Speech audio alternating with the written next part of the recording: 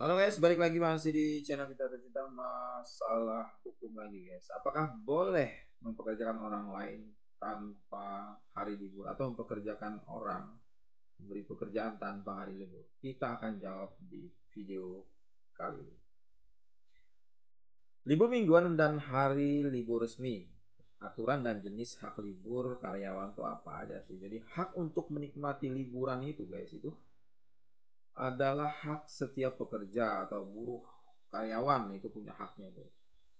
Kalau kita lihat ke pasal 81 angka 23 Perpu Cipta Kerja yang mengubah pasal 77 Undang-Undang Ketenagakerjaan, itu menentukan bahwa setiap pengusaha itu wajib melaksanakan ketentuan waktu kerja yang meliputi 7 jam satu hari dan 40 jam satu minggu untuk 6 hari kerja dalam satu minggu ya.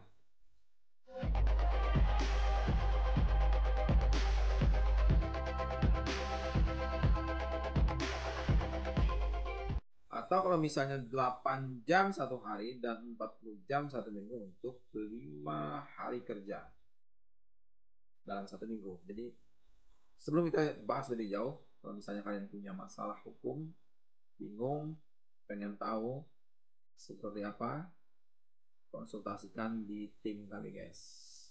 Lembaga Konsultasi dan Bantuan Hukum STIH Tambun Bungai. Silakan. Atau ke Instagram Pak atau FB page halaman Facebook. Oke, kita lanjut. Nah, libur bekerja ini adalah satu waktu istirahat yang wajib diberikan oleh pengusaha kepada pekerja atau buruh atau karyawannya. Libur mingguan atau istirahat mingguan paling sedikit itu satu hari untuk 6 hari kerja. Dan dalam satu minggu, ya dalam satu minggu maksudnya, dan berhak mendapat upah penuh. Nah, dari ketentuan pasal ini menunjukkan bahwa paling tidak dalam satu minggu pekerja atau buruh itu bisa beristirahat dan menikmati hari libur sekurang-kurangnya itu satu hari. Jadi hak ini juga merupakan bentuk perlindungan bagi pekerja, buruh atau karyawan ya, untuk menjamin hak-hak dasar pekerja atau buruh tadi termasuk hak untuk menikmati hari libur. Istirahat dulu lah dalam satu minggu karena jangankan manusia ya, mesin pun ada waktu untuk istirahatnya supaya enggak jebol, apalagi kita manusia yang punya hati, punya jiwa gitu. Perlu juga healing-healing atau paling tidak istirahat lah sekedarnya satu minggu. Nah, bolehkah pengusaha meminta karyawan bekerja di hari libur? Itu pertanyaan juga. Pada dasarnya pekerja atau buruh itu tidak wajib bekerja pada hari-hari libur resmi, kecuali jenis dan sifat pekerjaan itu harus dilaksanakan atau dijalani secara terus-menerus atau pada keadaan lain itu berdasarkan kesepakatan antara pekerja dengan pengusahanya, dengan majikannya maksudnya kan. Nah, yang dimaksud dengan pekerjaan yang dijalankan secara terus-menerus itu adalah pekerjaan yang menurut jenis dan sifatnya itu harus dilaksanakan atau dijalankan secara terus-menerus atau dalam keadaan lain berdasarkan kesepakatan antara pekerja dengan pengusaha atau majikannya. Nah, apa saja jenis-jenis pekerjaan ini bisa kita lihat ya. Misalnya itu di bidang pelayanan kesehatan, kemudian pelayanan jasa transport, atau perbaikan jasa transport ini bisa dilihat di sini nanti. Apa saja pekerjaan-pekerjaan yang dimaksud dengan keadaan terus-menerus itu. Kemudian perlu diperhatikan juga pengusaha yang mempekerjakan buruh atau pekerja pada hari libur itu libur resmi ya, itu wajib membayar upah kerja lemburnya. Jadi kalau kita acu pasal itu pekerja atau buruh tidak wajib bekerja pada hari-hari libur resmi.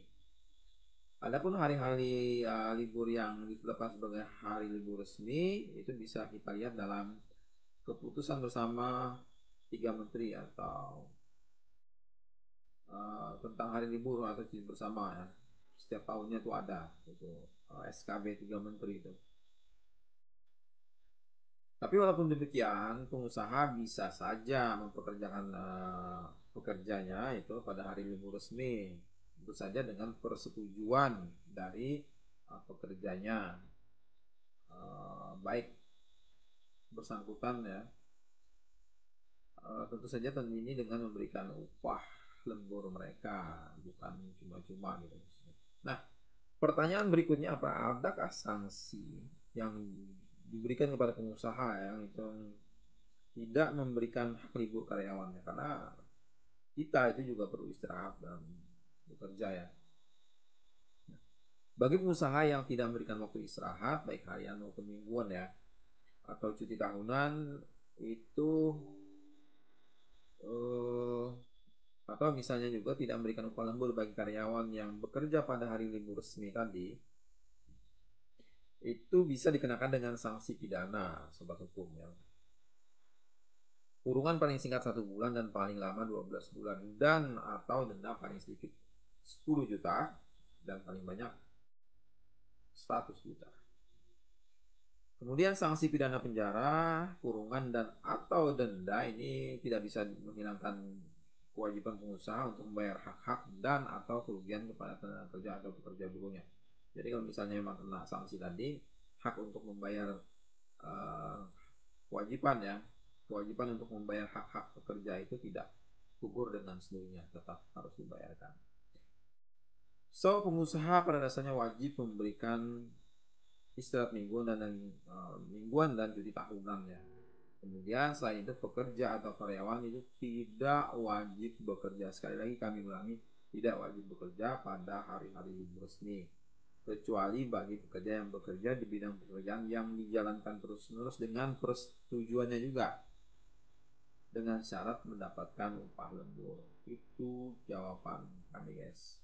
Bagaimana pendapat kalian? Silahkan uh, tambahkan di kolom komentar ya, masukkan di kolom komentar, kita bisa diskusikan. Semoga ini bermanfaat. Dan bagi sahabat hukum yang punya masalah, bingung, galau, gelisah terkait dengan masalah hukum, bisa kita diskusikan, bisa konsultasikan di LKBH, Lembaga Konsultasi dan Bantuan Hukum STI Tambung di sini nih, atau di IG Profik atau di Facebook.